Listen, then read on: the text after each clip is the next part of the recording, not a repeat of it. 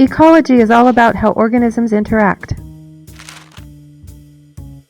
How they interact with both their environment and each other. It's a science that builds on everything we've learned so far and also pulls from other sciences, like physics and chemistry.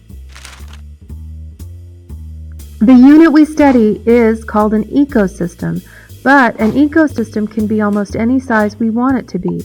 A mud puddle, a lake, and an ocean are all examples of ecosystems.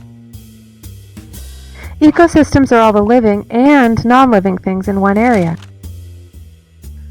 We call the living things biotic factors and the non-living things abiotic factors, and they are all constantly interacting with each other. Each organism in the system has both a habitat and a niche.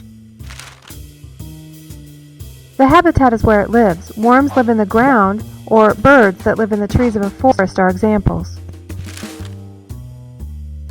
The niche is the role it plays in that ecosystem. A niche is more like a job than a place.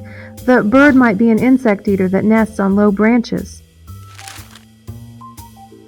That would be its niche. There's a rule that no two organisms can have the same niche at the same time and both survive.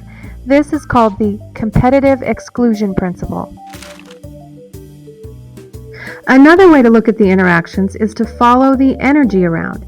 The energy for most organisms comes from food, so we often talk about how particular organisms get their food.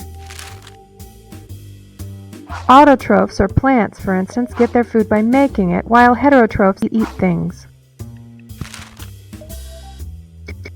If a heterotroph eats an autotroph, we call it a primary consumer, and if it eats the organisms that eat the plants, it's a secondary consumer.